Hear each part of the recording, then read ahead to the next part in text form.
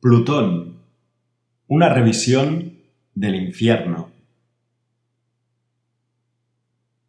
Transcripción literal del seminario que tuvo lugar el 21 de febrero del 2004, impartido por Enrique Eskenazi.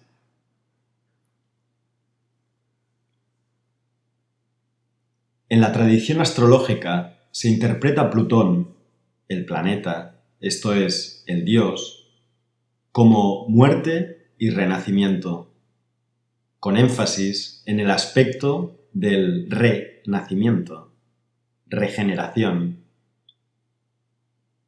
Este renacimiento es entendido como un triunfo de la vida sobre la muerte, como un volver a la vida, enriquecidos, desarrollados, crecidos por la experiencia de la muerte.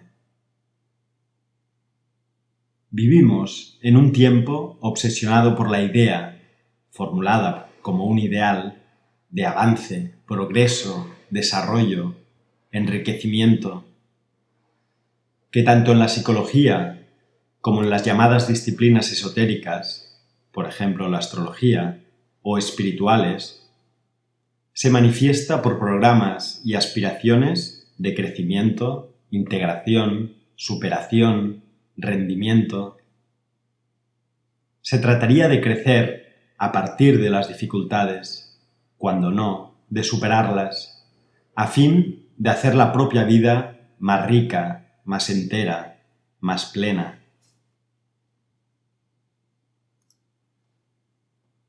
Pero en un curso sobre Plutón, el Hades de los griegos, el señor del submundo, tal vez lo que uno pueda poner en cuestión es justamente esa manera de ver la vida como algo que avanza, que progresa y que es conquista. En definitiva, que debe aprovecharse o es aprovechable. Más que el símbolo, nos interesa aquí la mirada de Plutón. Una mirada desde la cual se ponen en cuestión las miradas desde la superficie de la vida, las cuales se revelan precisamente como superficiales y por ello carentes de penetración, limitadas para ver más allá y ver el más allá de la superficie. O sea, que sería un contrasentido querer acercarse a lo que los antiguos llamaban el dios del submundo, que por lo mismo rige y se presenta en la profundidad y no en la superficie, preservando a la vez expectativas superficiales. Quizás sea eso lo que ha pasado con este antiguo dios. Quizás todo lo que se dice actualmente de Plutón se dice desde un mundo que no toca la profundidad. Se dice desde el mundo de arriba, sin advertir que la mirada del mundo de arriba trivializa, no abarca, no da espacio e incluso lastima, ofende, hiere al mundo de abajo. De ahí que tengamos que poner en suspenso todas estas ideas de muerte y renacimiento, regeneración, crecimiento, victoria final sobre la muerte, porque probablemente si hacemos un viaje con Plutón, después de este viaje, veamos que estas ideas, aparentemente tan estimulantes, ocultan, sin que uno lo comprenda, juicios nada estimulantes.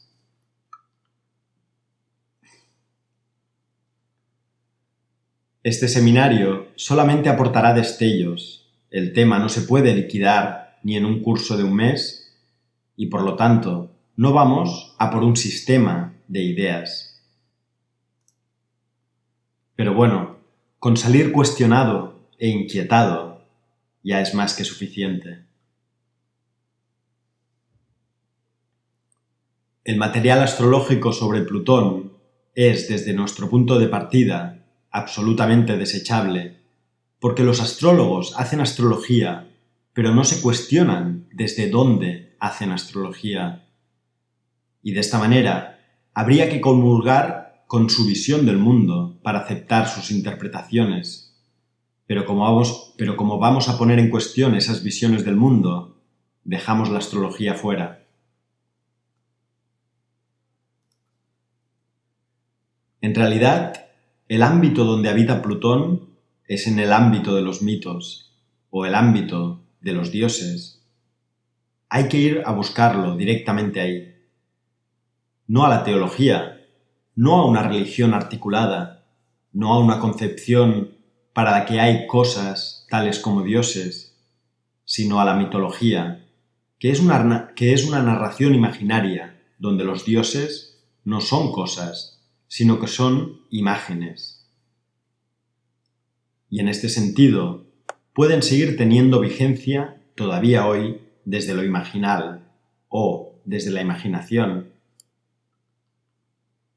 Quiero decir que tal vez nuestra vida, aunque no nos demos cuenta, se basa en muchas imaginaciones, no del todo conscientes, donde se encuentra precisamente la obra de los dioses, de la mitología, que generan y son símbolos, alegorías y, ante todo, puntos de vista y maneras de situarnos.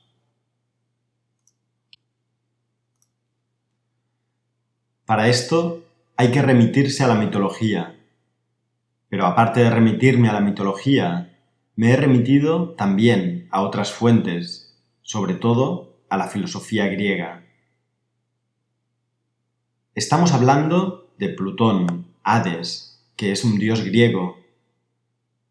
Y así pues, no bastará tomar en cuenta solo al pensamiento de Homero, Hesíodo, que son los que recuentan los mitos, sino incluso al pensamiento de los filósofos, cuya manera de pensar muestra rasgos de Plutón. Sobre todo uno, llamado el Oscuro, Heráclito de Efeso, recordando que uno de los rasgos de Plutón es la oscuridad. En parte por la oscuridad que se manifiesta en las afirmaciones de Heráclito. Es el filósofo al que regresan los grandes pensadores, cada vez que se trata de poner en cuestión los supuestos esenciales. Cuando Hegel quiso refundamentar la filosofía, regresó a Heráclito. Cuando Nietzsche quiso hacer una crítica de la moral y los valores, regresó a Heráclito.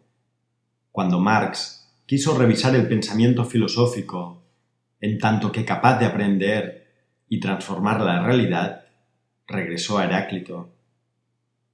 Cuando Freud descubrió la profundidad de la psique, regresó a Heráclito.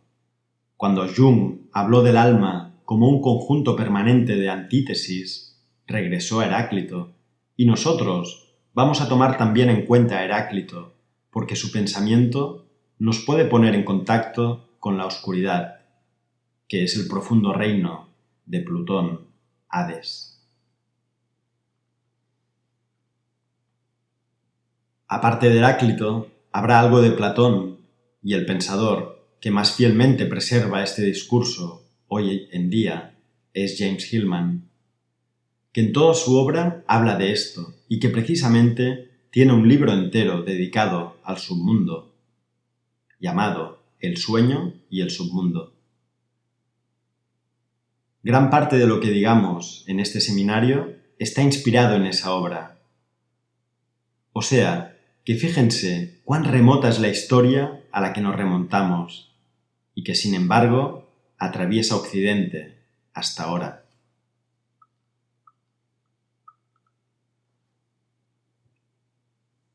En la mitología hay muchas maneras de contar historias. Homero, en la Odisea y en la Ilíada, habla de Hades o Plutón como el señor del submundo. Y así se le ha llamado, porque así se entendía Hades también, el ámbito del infierno.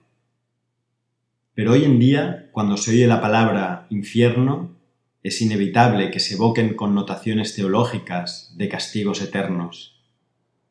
Fuegos inextinguibles, dolor y remordimiento, pecado y culpa. Se entiende así el infierno como lo opuesto al cielo, El cielo es un lugar para los buenos y el infierno para los malos. O sea que hoy en día la palabra infierno está llena de implicaciones morales: castigo, culpa, maldad, error. Lo opuesto al que se porta bien y obtiene premios: trascendencia, paraíso, goce, disfrute. Esta moralización no está en la mitología, e incluso hoy veremos cuándo empieza esta moralización del infierno, que originalmente para los griegos no tenía en absoluto el significado de un lugar de castigo, ni para los judíos. Los judíos no hablan de infierno, hablan de Sheol, que equivale al reino de la muerte. En el Sheol, equivalente al Hades griego, puede haber gozo o tormento. Lázaro estuvo en el Sheol, mientras que el infierno cristiano, Gehenna, solo es sitio de tormento. O sea que para los judíos, como para los griegos, cuando se muere, sea bueno o sea malo, entra en el mundo de Hades, Sheol. En la enciclopedia judía se dice que Sheol es sinónimo de Bor, tumba, de Abaddon, destrucción, Shahat, foso, y acaso de Tehom, abismo. Entre los judíos antiguos, el Sheol o Tophet se concebía como un lugar sombrío donde vagan las almas. No se habla de castigos eternos y que te descuartizan para toda la eternidad. De hecho, en los tiempos de Moisés y los patriarcas, la Biblia no dice nada acerca del destino de los individuos después de la muerte. La idea moral de infierno es básicamente cristiana, y seamos cristianos o no, sus imágenes han permeado nuestra cultura occidental. Vamos a tratar de ver cómo ha pasado esto de que se ha vuelto moral o inmoral un ámbito que originariamente no tenía ninguna relación con ello.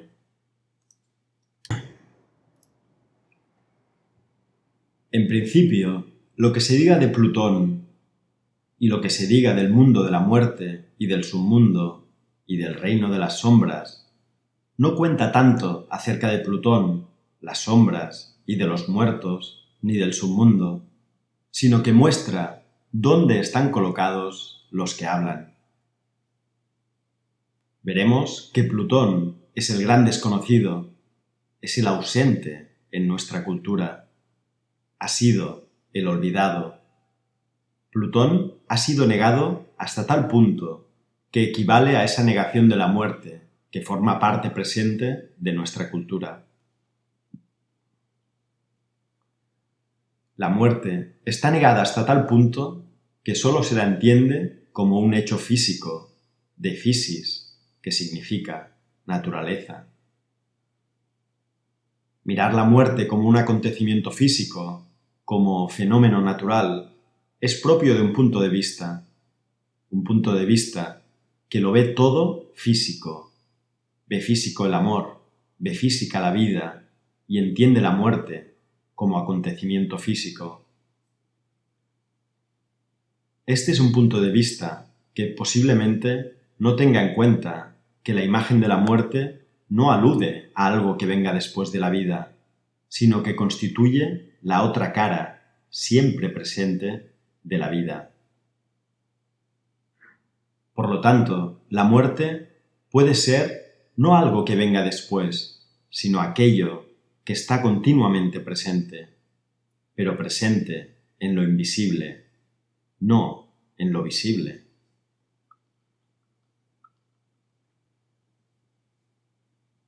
Vamos a acercarnos a la narración mitológica a través de Edith Hamilton, que tiene un libro de mitología muy ameno y poco académico, que está muy bien. Habla del Hades del mundo homérico, del mundo de los griegos. Hades se caracteriza por ser un dios y por ser un lugar. Para los griegos, Hades era una personificación, un dios, pero también Hades era un lugar, un ámbito. Los muertos van al Hades, habitan en el Hades. Y así pues, Hades indica tanto a la persona de un dios como también a toda una dimensión de lo existente.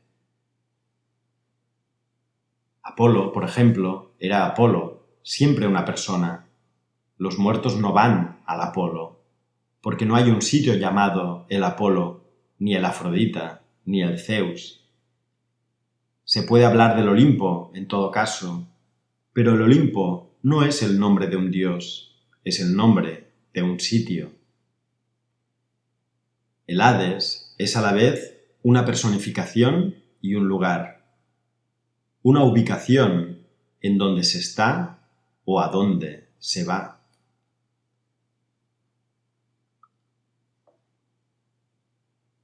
También a Hades los griegos le daban varios nombres.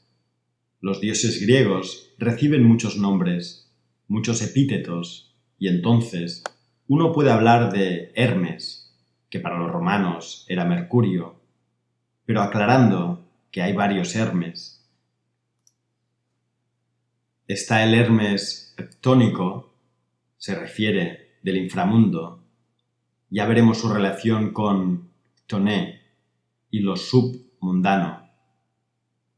Está el Hermes psicopompos, el conductor de las almas, el Hermes, dios de los comerciantes, etc. Cada epíteto lo ubica, lo especifica en ámbitos muy distintos. Esto también pasa con Plutón, con Hades. Ya los griegos a Hades lo conocen también como Plutón, no solo como nombre romano. Lo curioso es que todos los dioses griegos pasan a la mitología romana y cambian sus nombres. Deméter se llamará Ceres, pero Plutón se sigue llamando Plutón. Es uno de los dioses que no cambia su nombre. Los nombres de los dioses romanos los tenemos en la astrología: Júpiter, Venus, Marte, etc.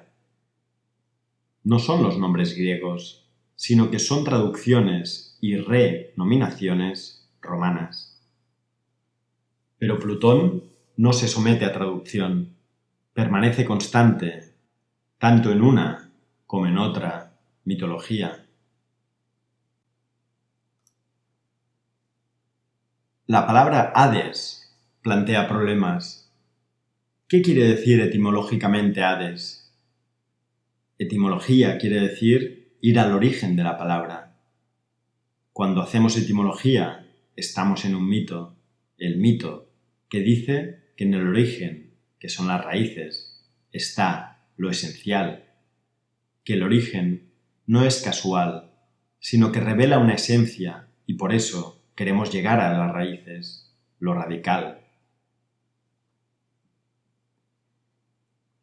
Es esta idea de que si no nos remontamos a las raíces, perdemos de vista lo original, y las raíces normalmente están debajo de la tierra. Si uno no regresa donde están las raíces, uno se queda con las apariencias, pero no con lo esencial. La palabra Hades es probable que provenga de a, que es la partícula griega que se usa para privación, por ejemplo, en apatía, anarquía, que quiere decir privación de. Anarquía quiere decir sin gobierno o sin principio rector, arqué. Si pathos quiere decir sentimientos, apatía quiere decir carencia de sentimientos. Si estesia, aesthesis, es sensibilidad, anestesia significa sin sensibilidad. Plutón es a-ides, y la palabra ides es idea. Lo que pasa que ides no solo quiere decir lo que hoy entendemos por idea. Ides quiere decir, primariamente, el aspecto, lo que se muestra, lo visible. Por ejemplo, qué bien se te ve, qué buen aspecto tienes. O sea, lo que es visto. Por lo tanto, Hades, como A y Des, sería lo que no se ve, lo que nunca se presenta como aspecto, y en este sentido, lo ausente. Lo ausente en el mundo de las presencias, de lo manifiesto. Si está presente en lo invisible, y solo puede estar presente para lo invisible. Solo está presente desde lo invisible, pero en lo visible no está. Solo puede presentirlo aquello que en nosotros es invisible, lo que en nosotros no se ve. Aquello que en nosotros no se ve está esencialmente vinculado a Hades, y en este sentido, Hades rige lo que no se ve. Se podría decir que Hades rige lo que no se ve porque está debajo, no está en la superficie. Hades no es un dios de superficies, sino que es de profundidad. ¿Qué tiene profundidad en nuestra vida? Podríamos decir que el cuerpo, en tanto que manifiesto, siempre está en la exterioridad, siempre está en el espacio, es mensurable y tocable. El cuerpo, que también es una imagen, es justamente lo que habita en el mundo de arriba, de afuera, del exterior. Y el arriba de la tierra es la superficie. Plutón no tiene nada que ver con el cuerpo, porque su reino es un reino no corpóreo. Así que si lo queremos acercar a nosotros, ¿qué es aquello que en mí no está en el cuerpo, no tiene cuerpo y no ocupa espacio, pero que sin embargo me da sentido de interioridad? Y lo que da sentido de interioridad no son las entrañas físicas. La interioridad de la que habla Plutón no es una interioridad física, sino que es la interioridad que redescubre Freud cuando habla que el mundo del alma es esencialmente profundo.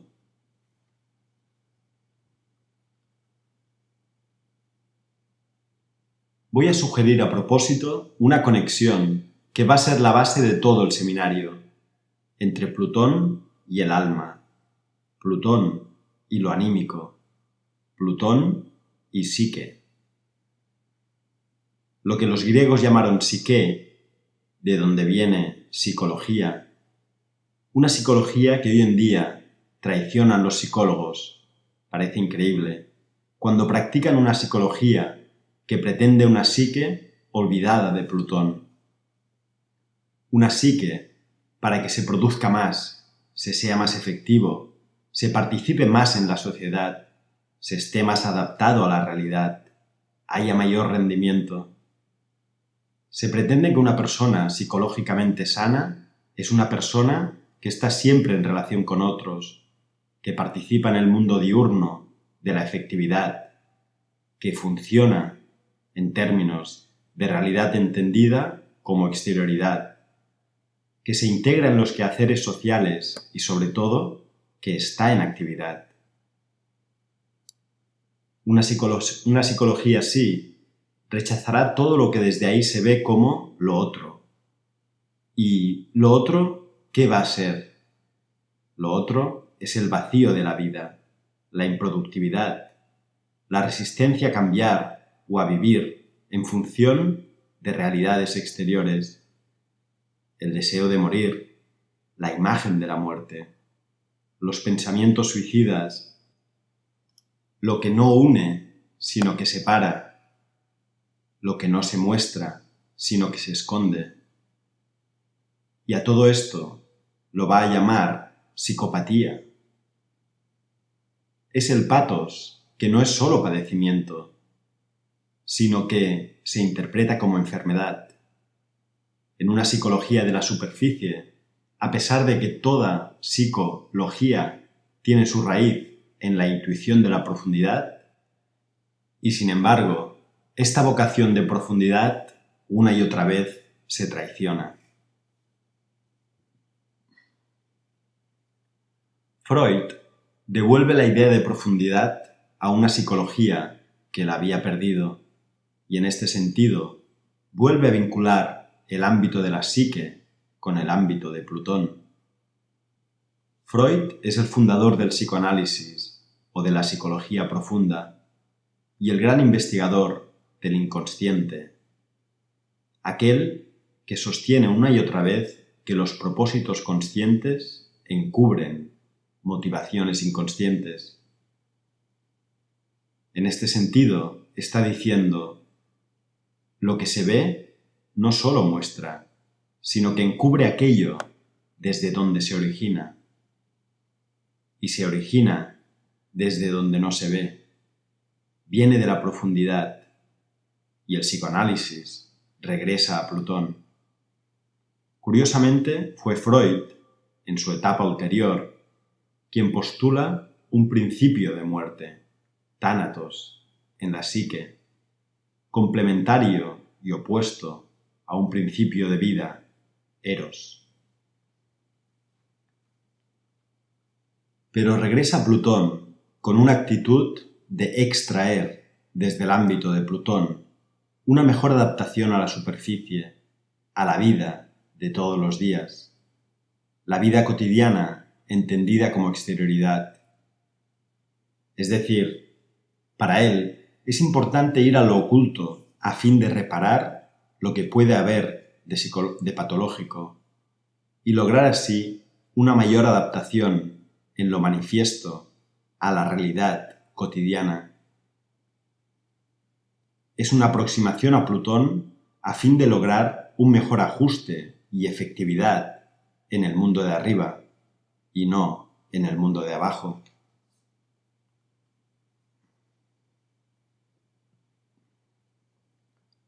Vamos a Plutón, vamos al submundo, vamos a eso que Freud llama lo inconsciente, en búsqueda de mayor consciencia.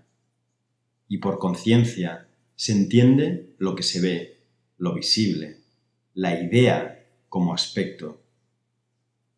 Esta consciencia, que es el orgullo del occidental, es justamente el sujeto del mundo del día, el sujeto del mundo diurno, el sujeto de la actividad externa. Pero ya los antiguos decían, en el mundo de Plutón reina la noche y los hijos de la noche. Hay mitos de la noche, Nix. La noche es anterior a los dioses olímpicos. La noche es uno de los principios fundamentales de todo lo que existe y como tal, la noche tiene hijos increíbles como la vejez, la envidia, el sentimiento de fatalidad, las lágrimas, el arrepentimiento, los sueños o incluso la muerte o tánatos. Y curiosamente, también Eros.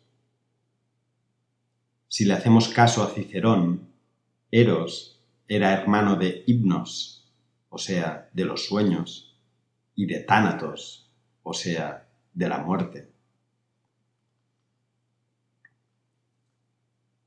Los mitos parecen hablar de que hay un Eros que no es un Eros de la superficie, no es un Eros de lo solar, ni del día, ni de la fertilidad, ni de la fecundidad, sino que es un Eros que permanentemente arrastra, atrae, se vincula con la noche, con la oscuridad. No es un Eros en el que se hagan regalos de boda, vajillas, lavaplatos, cuna para los futuros niños, porque los hijos de este Eros, si es que tiene hijos, pertenecen a la profundidad, no son criaturas de la luz. Por lo menos, no de la luz del sol del día exterior. En la mitología, encontramos que Eros, que se traduce como amor y como deseo, hay muchos, y no podemos simplificarlo con solo una imagen. No se puede decir que el amor es el amor a participar, el amor a fecundar y el amor a unirse, porque ese es solo uno de los modos del Eros, el que, por cierto, no es hijo de la noche. Pero hay otro Eros, cuando se supone que tiene que haber solo uno, y que lo demás no es Eros. Entonces es cuando se niega a los hijos de la noche, y renegando de ellos, se los patologiza. Toda experiencia erótica que pertenezca a la noche, por lo tanto, será considerada desde la psicología diurna como un desajuste, como una enfermedad, como una patología, como algo que tiene que ser curado. Pero si tomamos en cuenta que la diosa de la noche es muy anterior y más original que los dioses del Olimpo, podemos sospechar que donde se quiere una cura o un arreglo, se esconde un temor. Se quiere cambiar lo que se teme.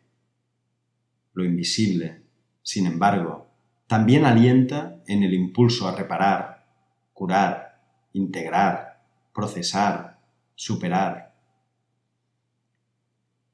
Lo que no se ve allí es justamente la resistencia y el temor a lo nocturno. Es un eufemismo llamar enfermedad o llamar malo a aquello que me enfrenta y me muestra mi propio dolor o mi miedo o mi límite o mi fragilidad. Se le atribuye así al objeto todos los rasgos que nos habitan, a fin de poder combatirlo. Se hace una guerra contra el enemigo, diciendo que el enemigo es peligroso, justamente porque puede iniciar una guerra.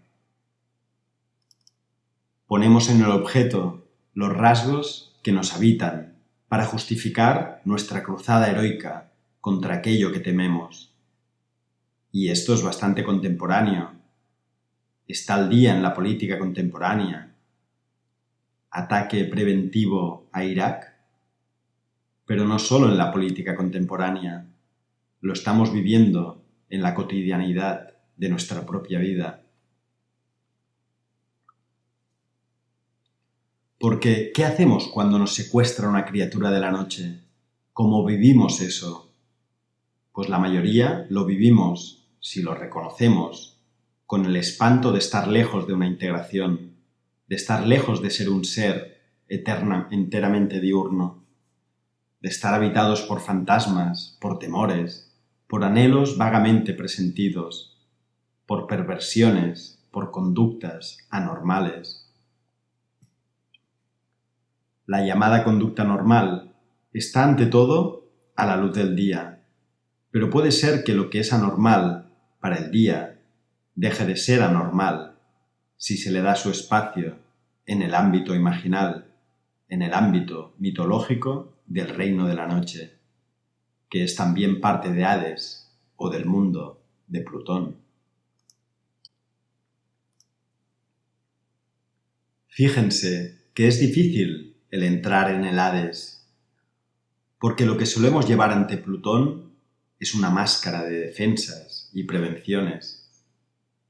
Y así nos acercamos a Plutón como a un gran enemigo, aunque quizás los enemigos somos nosotros. Quizás el enemigo está en la manera misma de la aproximación.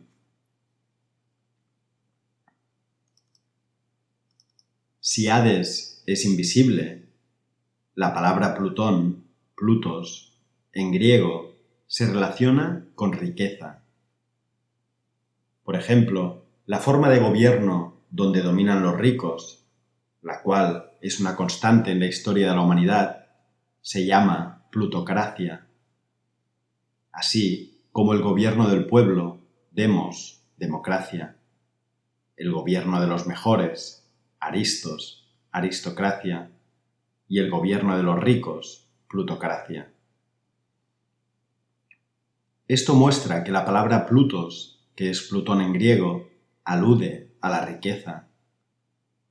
Plutón era un dios al que no se le hacían ofrendas, del que no hay casi imágenes. Es sorprendente cómo el arte griego, que nos proporciona tantas imágenes de Afrodita, de Hércules y de tantas otras figuras mitológicas, no ofrece prácticamente representación de Plutón. Y por supuesto, no hay templo de Plutón.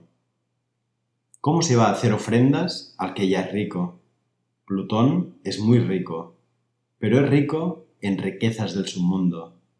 No es rico en riqueza de este mundo, de las superficies, porque Plutón justamente no está en este mundo, sino como ausencia.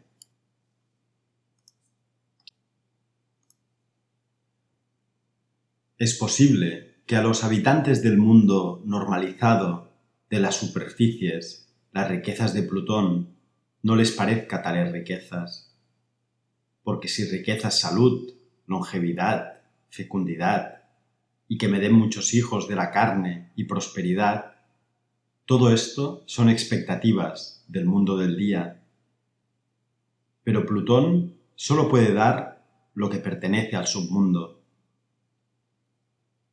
Por esto, ante las expectativas del mundo diurno, el mundo de Plutón aparece hermético, tanto que se diría que la única manera de poder recibirlo, más allá de nuestros valores, o sea, no moralmente, sería abandonar toda esperanza. Es lo que según Dante está escrito en la puerta del infierno.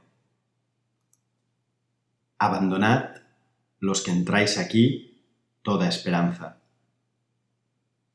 Especialmente toda esperanza de un beneficio diurno, toda esperanza de mejoría, crecimiento, nueva vida. ¿Cómo va a dar vida el Señor de los muertos? Lo que me puede dar no es exactamente la vida. Lo que me puede dar es, en cambio, un sentido olvidado de la muerte. El acceso al Hades es un descenso, como corresponde a la palabra depresión. Una depresión es una hondonada, un foso, como el Sheol de los judíos. Al reino de Plutón se llega por las grietas, los fosos y las hondonadas. Al reino de Plutón se desciende, dicho de otra manera, se cae. Se cae por los sitios donde hay caída. Al ámbito de Plutón no se asciende. No hay ascenso a Plutón. El acceso acaece cuando el suelo se rompe. Se abre bajo mis pies y me hundo, ya que Plutón aparece en el hundimiento. No es esta la única manera de aparecer de Plutón, pero siempre que aparece va acompañado de un sentimiento de pérdida, duelo, dolor, y ya veremos por qué. Es un poco audaz presuponer que quizá en la pérdida y el dolor haya una puerta a una sabiduría.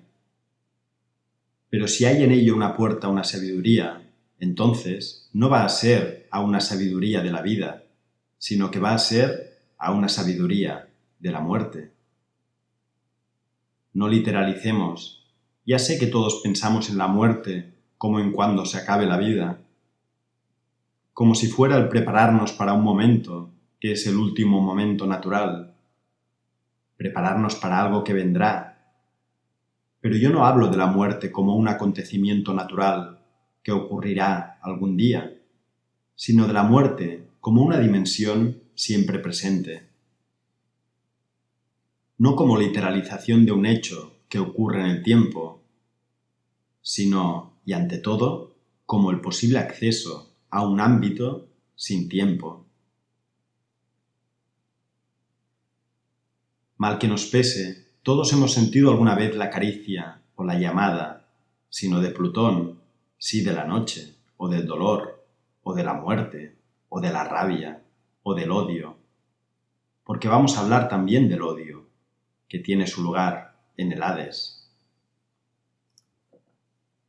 En el libro de mitología de Edith Hamilton se dice: Hades reinaba en el mundo de los muertos. El mundo de los muertos para los griegos era a donde se iba todo el que muere, buenos y malos, justos y pecadores, héroes y villanos, nobles e innobles. Es decir, que no tenía ninguna connotación moral ni de castigo, sino que era inevitable destino para todo lo que vive. En este sentido, se podría decir que el Hades era absolutamente democrático. De Hades no se libra ni el rey, ni el rico, ni el noble, ni el famoso, ni el creador, ni el bueno, ni el triunfador. Hades es el mundo a donde se entra dejando el cuerpo, abandonando toda literalidad y toda mirada natural, física. En la Odisea, esa gran obra homérica, hay un momento en que a Odiseo, es decir, Ulises, intentando regresar a Ítaca, se le indica que para llegar debía ir al Hades a consultar con Tiresias, el gran vidente ciego, que está en el reino de los muertos. Odiseo tiene que descender y hay un capítulo donde justamente se relata este descenso al mundo de los muertos, la Nequia y este encuentro con los muertos. Entre estos muertos hay antiguos amigos suyos y también descubre que su madre ha muerto porque se la encuentra allí. Hacía años que no la veía y creía que aún estaba viva. Ahí no hay ni bien ni mal. El reino de Hades es sin moralidad. Ahí ya no hay thymos, que en griego quiere decir vehemencia, apasionamiento, fogosidad, sed de vida. La timocracia es el gobierno de los guerreros, los militares. El thymos es lo que nos hace ser guerreros, apasionados, nos empuja a la acción, nos compele a actuar, a manifestar, a exteriorizar. Pero en el mundo de Hades no hay thymos. En griego, deseo se dice epithymia, lo cual tiene relación con thymos. Tampoco hay frenes, y frenes se puede entender como ansiedad, nervio, actividad frenética. La frenología es aquel enfoque, yo diría que mítico, que aspiraba a buscar localizaciones del alma en los nervios y en el cerebro, espacializar la psique, identificándola con la fisis.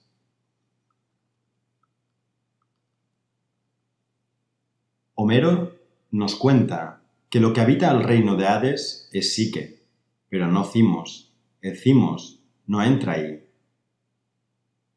Esto es lo que cuesta la entrada al reino de Hades. Se deja el thymos y solo puede entrar el alma. Solo puede entrar el alma porque el alma, desde su origen, pertenece a la profundidad. Así pues, se entra a Hades cuando hay una pérdida de lo que llamamos pasión por la vida, furia por vivir, urgencia vital, codicia de vida, concupiscencia. Cuando aparece Hades, desaparece la urgencia vital, thymos, desaparece el deseo, epithymia, y la sed de vida. Desaparece la espacialidad, la corporeidad, y pasamos de un mundo tridimensional, corpóreo, a un mundo desencarnado, inextenso, el de las imágenes. ¿Qué es lo que encuentra Odiseo allí? Encuentra ídolos, eidolon, imágenes, eidos, aides. Encuentra imágenes sin cuerpo, sin sangre, sin pasión, aquello que también se llamará sombras. Es como si se fuera, ante todo, sombra. Las sombras en el país de la oscuridad. Homero habla del Hades como un mundo indeterminado y sombrío, ocupado por las sombras.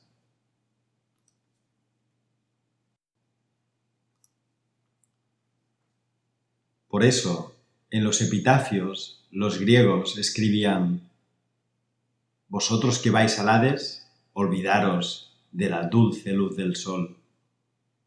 Allí no llega la dulce luz del sol, allí no llega la claridad conceptual, precisa, rigurosa, definida, de Apolo.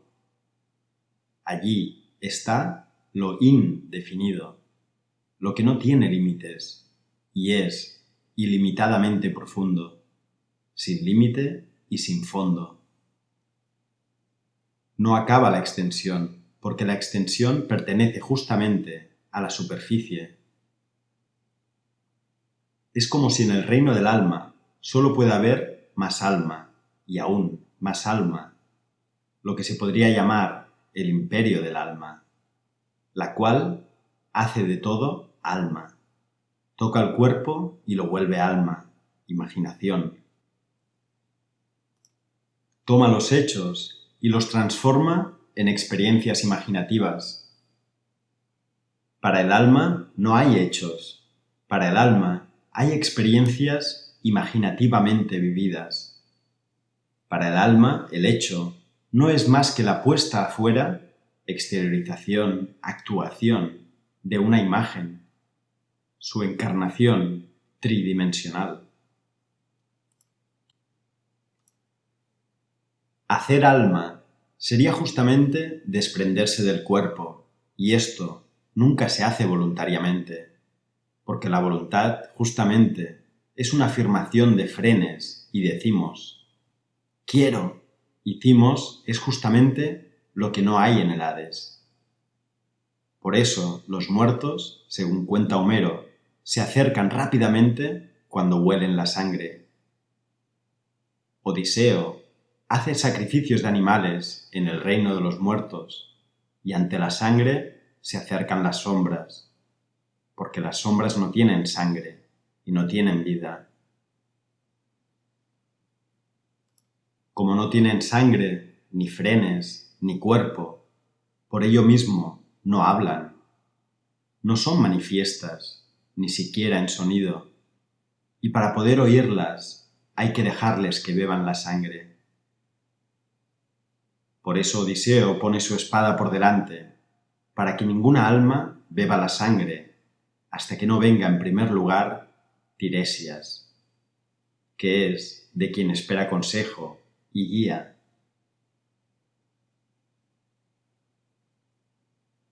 Vale la pena advertir que Odiseo desciende al Hades a buscar sabiduría y guía.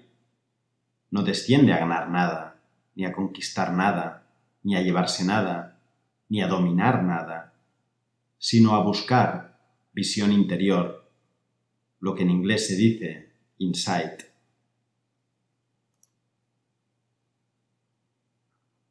Hamilton sigue así. Este reino, al que frecuentemente se le otorga el mismo nombre de su soberano, según la Ilíada, se hallaba situado en lugares profundos y escondidos de la tierra.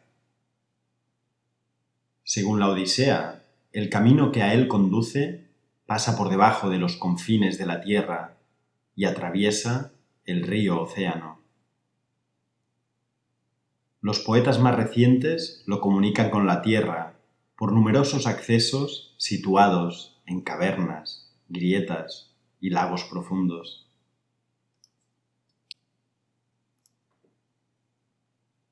Poetas más recientes se refiere a Virgilio, que es otro que hace una gran narración de la muerte, que es lo que actualmente hace falta en nuestra cultura. La última gran narración de la muerte es la Divina Comedia, y es de antes del Renacimiento. Actualmente no tenemos narraciones de la muerte, pero en cambio vamos al cine y está todo lleno de violencia y de sangre. La muerte está ahí afuera, como hechos. ya no tenemos una cultura de la muerte. Lo que se ha muerto justamente para nosotros es la muerte. Y como no tenemos una cultura de la muerte se transforma en un hecho que acaece, un hecho a temer, a evitar, hecho externo. Virgilio, en cambio, incluye en sus Eneidas una gran narración de la muerte. La hace en el siglo I a.C., en Roma, en el ámbito romano. Retoma la manera homérica de contar, a partir de donde acaba la Ilíada, y hace una hermosa narración. Y también su héroe, que en este caso es Eneas, hace un descenso al submundo.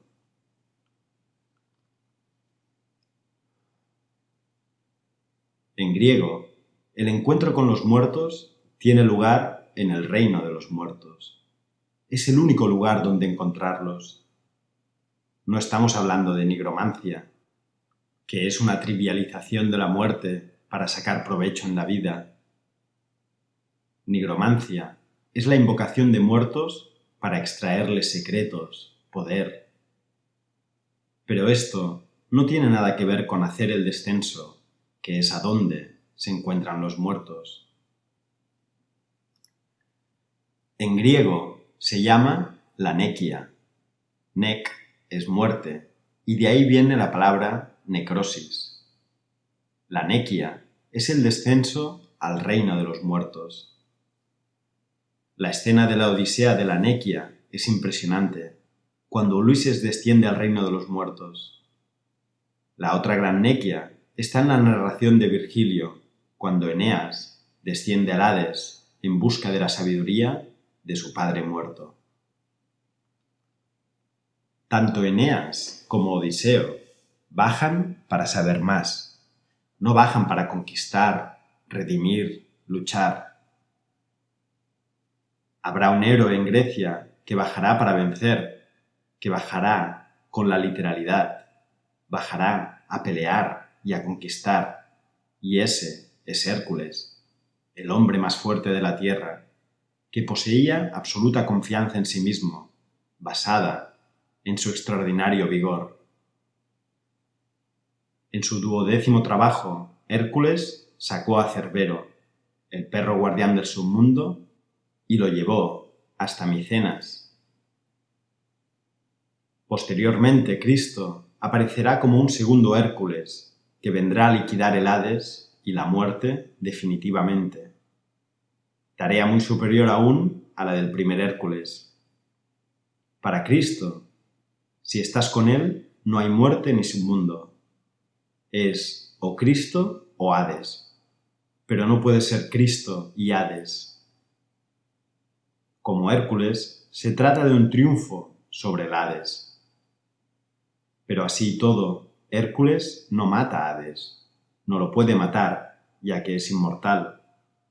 Aunque consigue arrastrar a Cerbero, el perro guardián del infierno, es una de sus tareas, y traerlo a la superficie. Por supuesto, Cerbero regresa. Hércules es así el único personaje mitológico que entra allí con conducta heroica y va absolutamente perdido. Quiere pelearse con las sombras, porque no comprende que son sombras. Las ve como frenes y como timos, y por lo tanto no puede entender nada. No aprende nada en el reino de Hades. Solo va para realizar una hazaña más, y por ello no resulta transformado en su mirada de exterioridad, de literalidades, de realidades tridimensionales. No es transformado como es transformado Odiseo o Eneas. Ellos no ganan nada allí, sino que pierden convicciones y obtienen la sabiduría de la imaginación.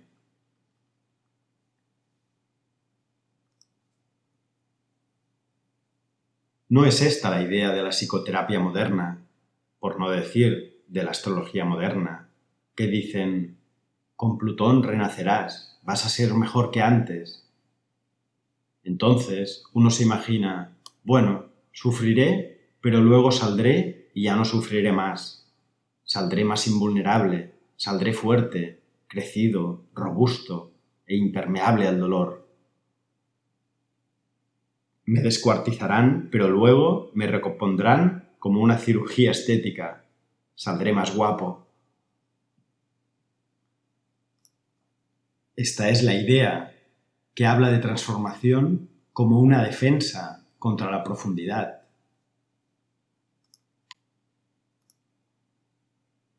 Las teologías del Renacimiento encubren el miedo a morir y las doctrinas de la transformación encubren una defensa contra la profundidad.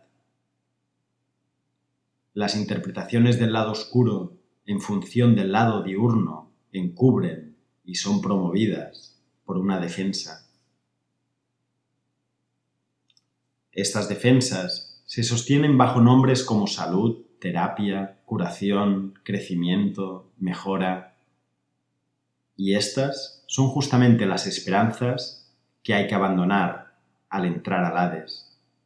Ni curación, ni transformación, ni mejora, ni crecimiento, sino desprendimiento. Y este desprendimiento y el abandono de las previas convicciones es ya una iniciación.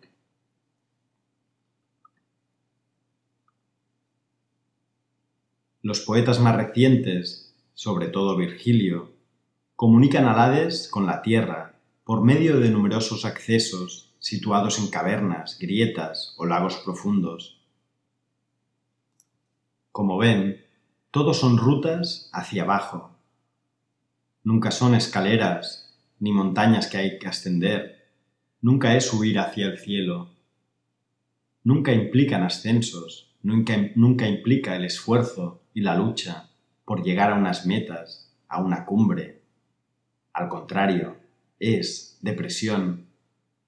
No solo es depresión, pero el acceso es a través de depresiones.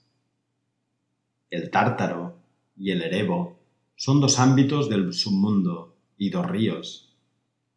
Erebo quiere decir cubierto, tapado. En la mitología homérica, el origen del todo es el caos, que a su vez gesta a la noche y al Erebo. De la noche y del Erebo nacen Tánatos, Hipnos y Eros. O sea, de la noche y de lo cubierto, de la noche y de lo que no se ve, lo encubierto. Según Virgilio, el Tártaro y el Erebo son las dos regiones del submundo. El Tártaro, la más profunda, lo que está en el fondo, sin fondo, del Hades. Se decía que la misma distancia que hay de la Tierra al Sol o al cielo es la distancia que hay del Tártaro a la Tierra. Así como vemos de lejano el cielo, así de lejos, pero para abajo, está el Tártaro. El Erebo es la zona intermedia por donde pasan todas las almas al morir, y es la zona donde se van a encontrar con una serie de ríos que hay que atravesar para llegar a las zonas más profundas. En uno de esos ríos hay un barquero que se llama Caronte. Caronte cruza a las almas desde el lado más cercano de esta vida a la profundidad del otro mundo. Ahora bien, una vez que has cruzado ya no puedes salir, y por eso el otro lado está custodiado por este cancerbero, que según unos tiene 3 cabezas, según otros 50, a fin de controlar que nadie se escape. Una vez que se entra, ya no se sale. Los astrólogos no tienen en cuenta esto cuando hablan de los tránsitos de Plutón como de una entrada de la que se saldrá. A ver quién saldrá de ahí. ¿Quién puede ser más listo que Cerbero? ¿Quién se cree tan pillo que puede burlar a los dioses?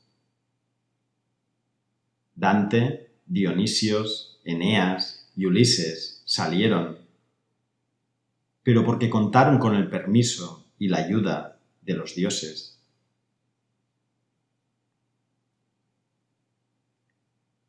Ya vimos que Homero decía de este reino: mundo interminado y sombrío, ocupado por las sombras.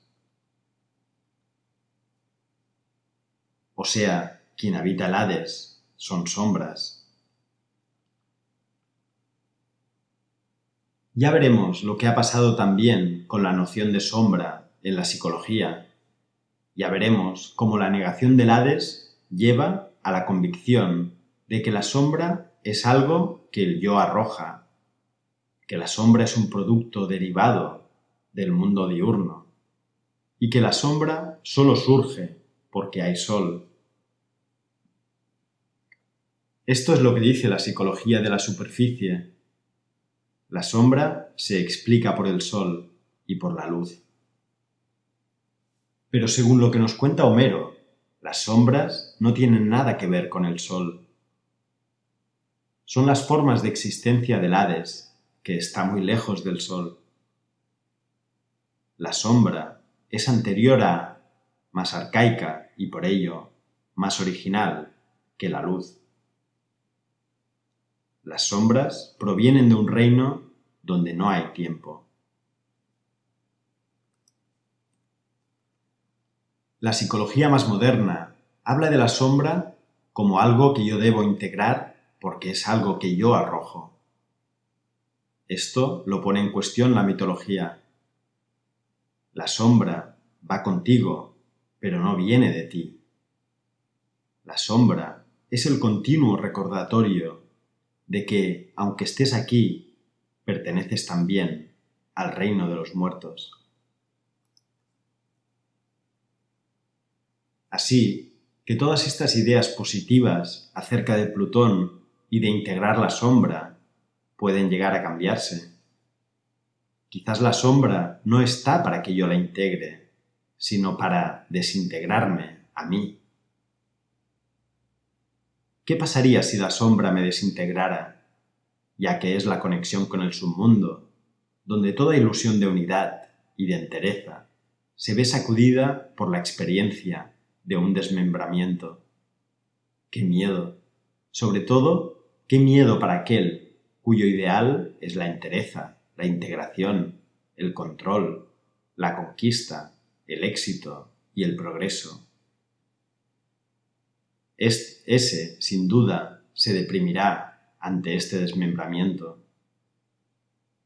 Para ese, la muerte tiene que ser un hecho, un acontecimiento natural, físico, y no un estadio de la vida. Porque si hay ese estadio de la vida, entonces ha de reconocer que no se tiene el menor poder sobre él.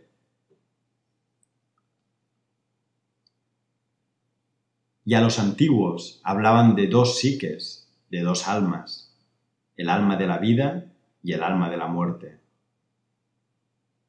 Un alma que está cuando estamos despiertos, y esa alma tiene sed de vida, está pegada a la vida. Y un alma que es el alma de la sombra. Estar vivos para una es estar muertos para la otra, pero estar vivo para la otra, alma, es morir para la primera. En términos modernos, podríamos decir que en la psicología y el modo de vida occidental de hoy en día, esa alma de la vida se llama ego. El ego es el alma de la vida diurna. Psique es, en cambio, el alma de la sombra. Es el alma que no tiene ni frenes ni cimos. No es frenética ni audaz, ni siquiera esencialmente activa. Al contrario, frenetismo, actividad, son las características definitorias de ese lado diurno que llama vida, a lo cual, desde el lado nocturno, se le podría llamar manía. Manía, locura de acción. La manía no es sino la defensa contra la depresión. Esto nos lo encontramos todos cuando nos hallamos sin nada que hacer, e inmediatamente se despierta el impulso frenético de ver gente, ver películas, hacer algo. Creemos que es una decisión saludable, sin advertir que esa decisión no la tomamos nosotros, sino que nos vemos compelidos porque hay una defensa que nos empuja. No es algo que queremos hacer, sino que tenemos que hacer para no encontrarnos con el reino de las sombras.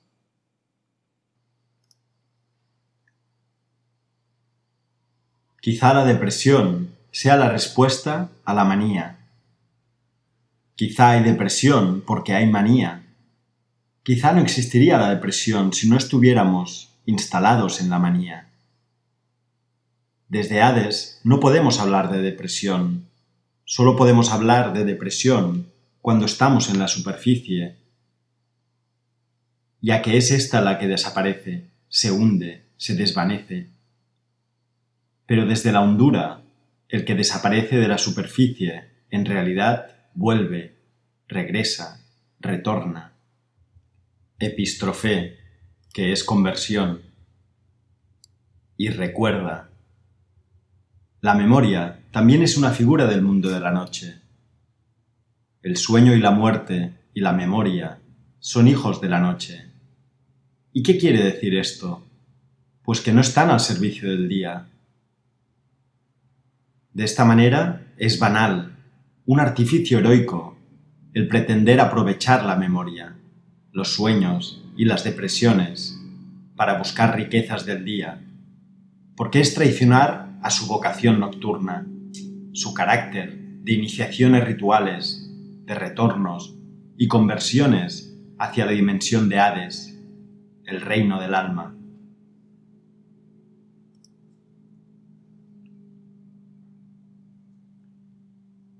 Es comprensible, porque desde donde está Freud, que es un gran viajero psíquico, el único nombre que él le puede dar al reino de Hades es lo inconsciente.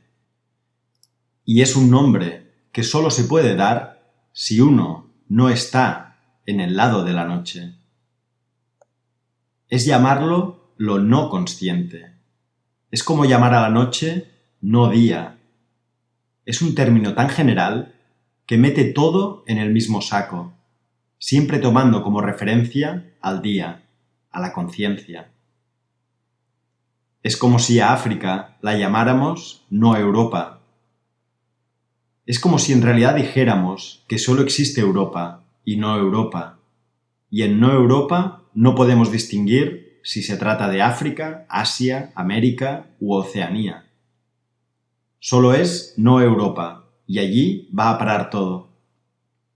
Lo inconsciente, lo no consciente. Esta es una tesis, una posición de la consciencia misma.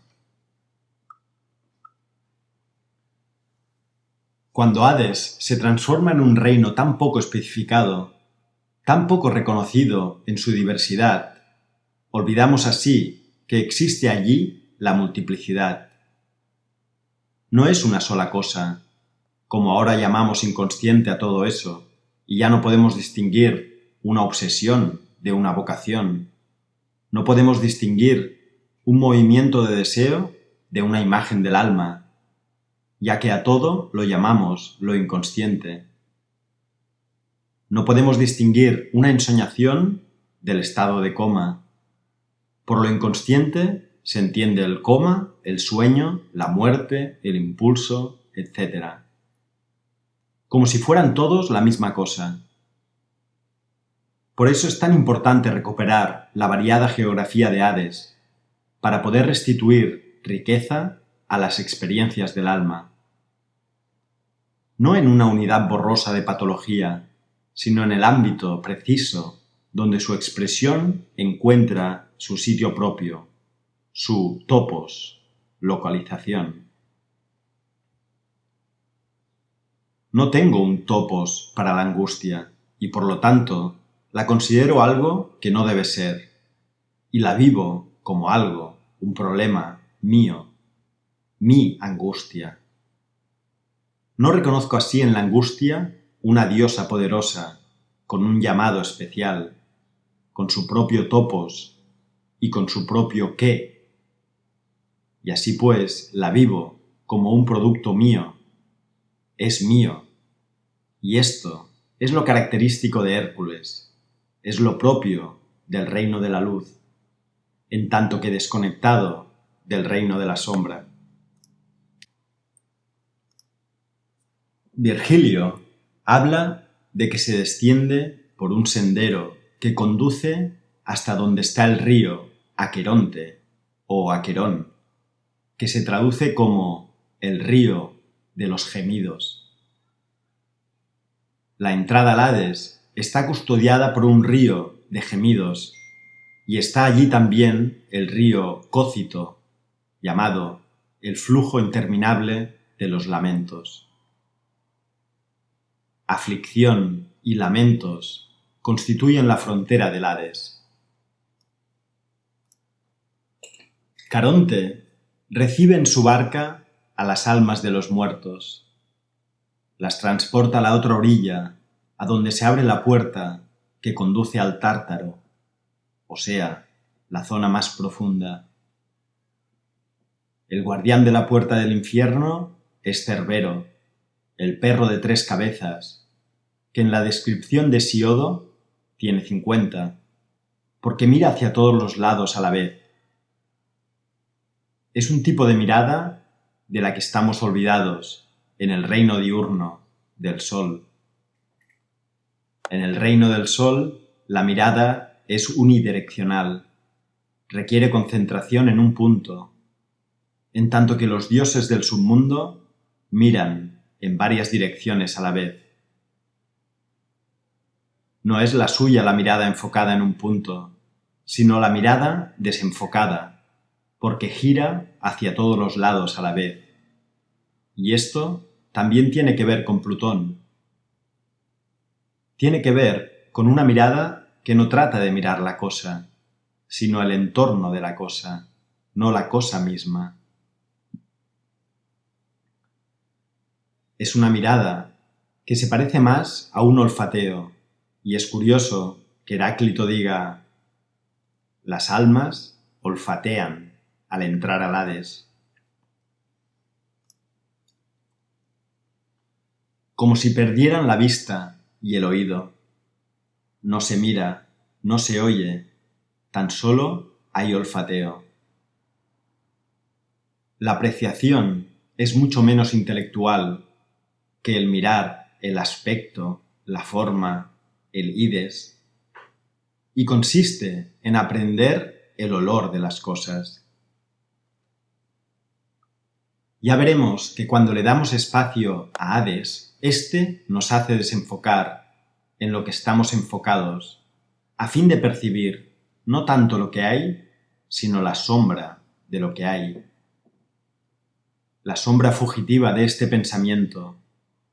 En la conducta se oculta una sombra que no se puede ver directamente.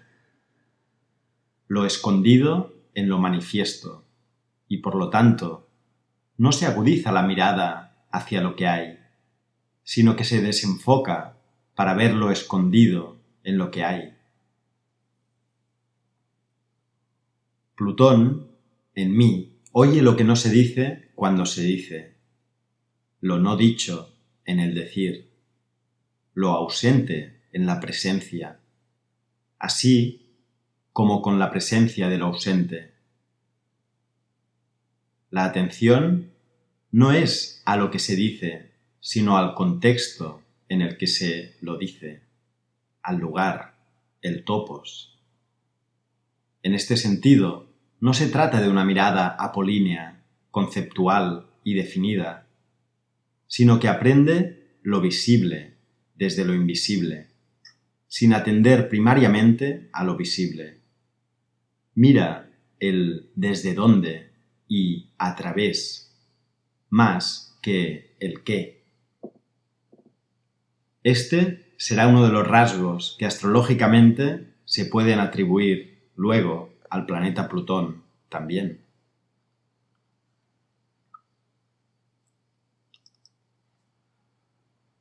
Aparte del Aqueronte y del Cócito, Hay 3 ríos más que separan el submundo de la superficie de la tierra. El Flegetonte, que traducido es ardiente, ardor. Es un río en el cual las almas se secan. Se secan de la excesiva humedad. Las almas se limpian de tanto timos y de tanto frenes para dejar solo psique. Es curioso porque esto también lo dice Heráclito. Es para las almas muerte, el agua. Por eso, el alma, al entrar al Hades, se seca. Lo podemos decir así, se libera de sentimentalismo. El alma no es sentimental. Lo que llamamos sentimientos es una expresión de frenes y de timos, de furia por vivir, de furia por abrazar, por participar, por comulgar en la actividad. La entrada a Hades no es sentimental. Puede haber aflicción, pero no hay sentimiento, vinculación.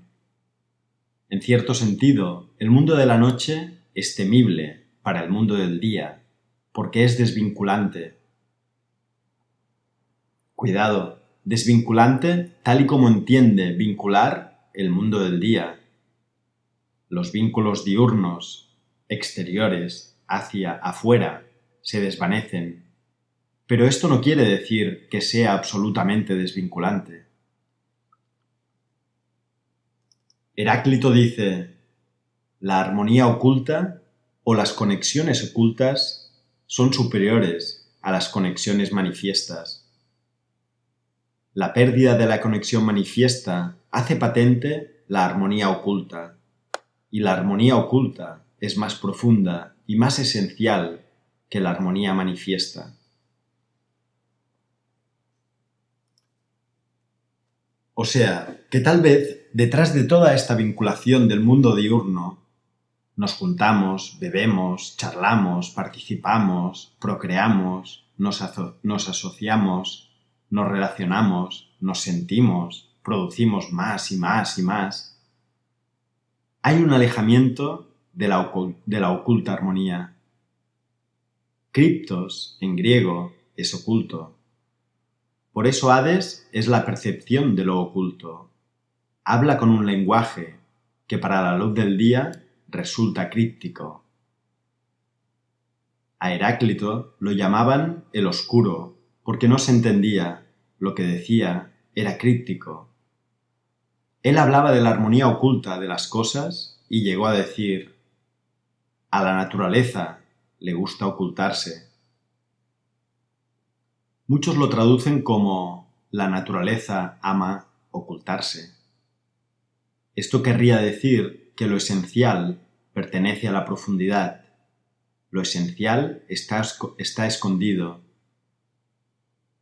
Una forma más de decirlo es que lo esencial es invisible a los ojos, como en El Principito de Saint-Exupéry. Pero lo invisible a los ojos pertenece al reino de las sombras.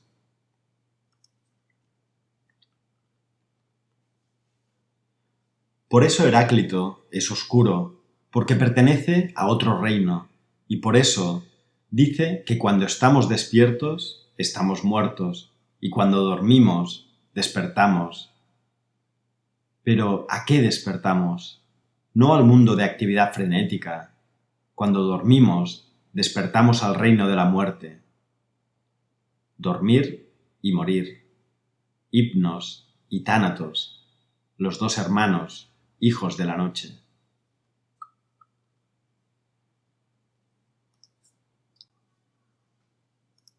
Hipnos, el sueño.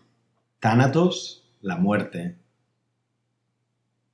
Quizás los sueños hablen de la muerte, del reino de Hades y la profundidad, y no de la vida natural, de la physis, de lo físicamente real.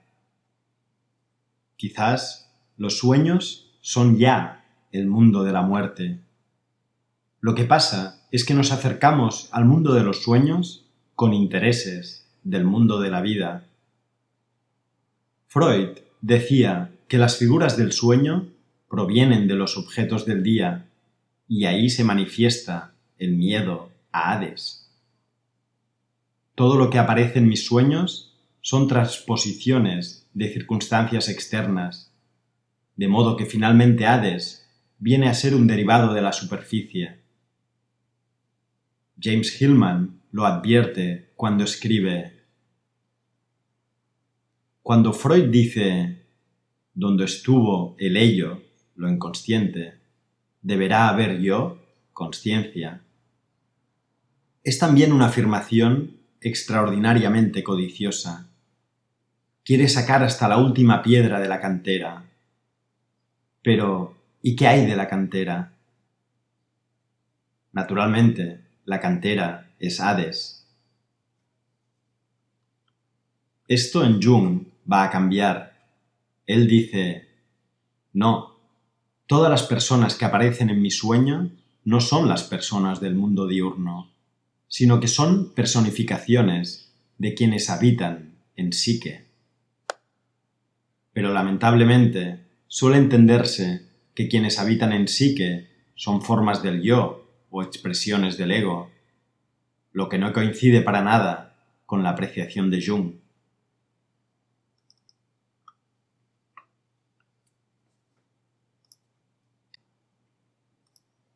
Así que en el comienzo la psicología profunda, con Freud, toma en cuenta Hades, pero no llega del todo a reconocer su topos, porque transforma lo que hay en Hades en imágenes, copias de lo que realmente existe, que está fuera del Hades, o en formas alegóricas del ego o de sus cualidades, lo físico, lo natural. Con esto, a las criaturas de la noche todavía las consideramos propiedades de Hércules, que es el héroe solar por excelencia. Y por eso nos acercamos a las criaturas de la noche buscando hercúleas interpretaciones que en cierto sentido las traicionan. Al sueño y sus habitantes lo tengo que transformar en algo que yo comprenda, que me sirva de guía, referencia, orientación. Pero ¿qué pasaría si el sueño, en lugar de enseñarme de la vida, me enseña de la muerte? ¿Y qué pasaría si las figuras de los sueños no son ni personas allá afuera, ni personas que me pertenecen, sino que fueran como dioses? Los dioses que habitan en lo invisible. ¿Qué pasaría si el señor que trae la bombona de butano en el sueño no es ni el butanero, ni un complejo personal, no es mío? No es mío porque ni estoy con él en relación afuera, ni es una zona de mi psique, sino que es una presentación de un habitante del reino de los sueños. De modo que la pregunta es: ¿qué quiere de mí el personaje que en el sueño trae la bombona? Pero esta no es la pregunta que se hace. La pregunta que se hace es: ¿qué me aporta y qué provecho puedo sacar de este sueño? ¿Qué aspecto de mí mismo a ser integrado refleja? Pero, ¿puedo integrar a un dios? Esta es la aspiración hercúlea, integrar a los dioses. Esto nos abre la puerta, más allá de negar estas interpretaciones, a sugerir que hay otra posibilidad: acercarse al sueño, no para mejorar, sino para ser iniciados.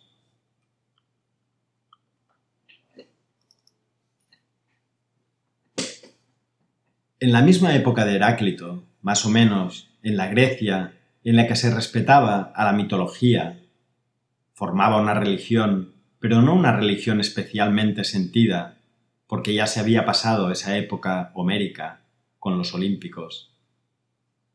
Habían religiones subterráneas, lo que se conocen como religiones de los misterios. Hubo un grupo de enorme importancia cultural que se llamaron los órficos, de los que sabemos muy poquito, precisamente porque era una religión secreta. Sabemos que ese culto incorporaba la experiencia de muerte como iniciación y acceso fundamental. El órfico tenía que vivir en la vida la experiencia de la muerte. No era alguien que esperaba morirse más adelante, no. Moría ahora, y esta experiencia de muerte era un descenso. Su imagen primordial era Orfeo.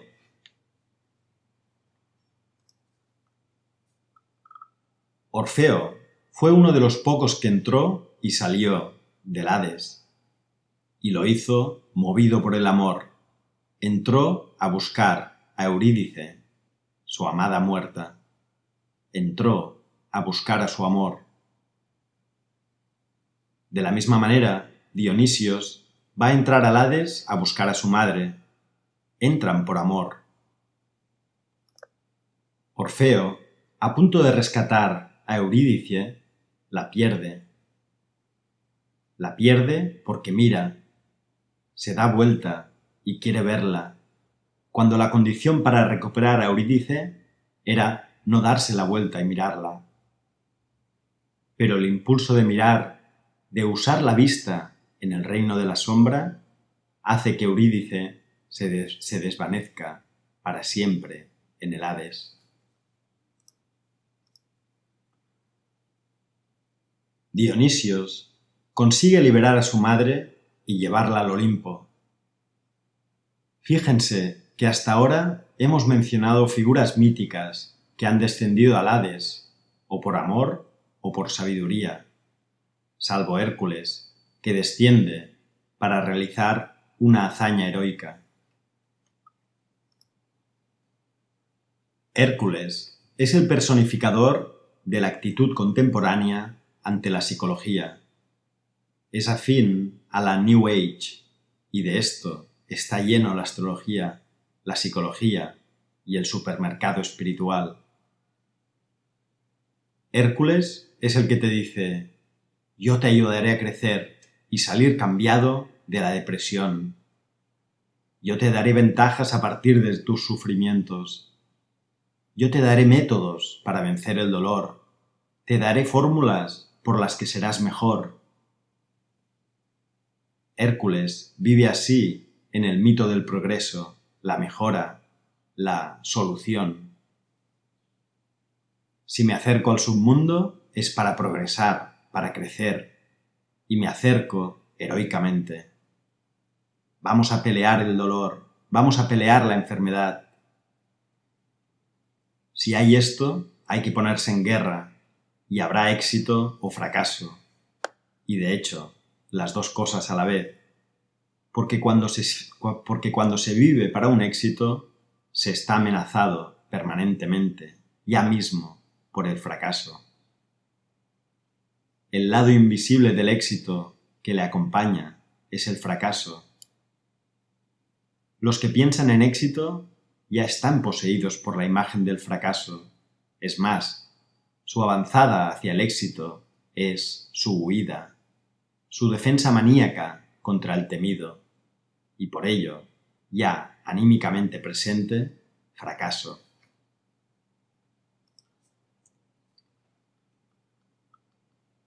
Por eso dije que donde hay una teología del renacimiento, hay una defensa contra la muerte, y donde hay una doctrina de la mejoría, hay el pánico a empeorar. Esto me recuerda a aquel maestro jasídico que decía que la manera más segura de empeorar a los hombres es hablarles de mejorar.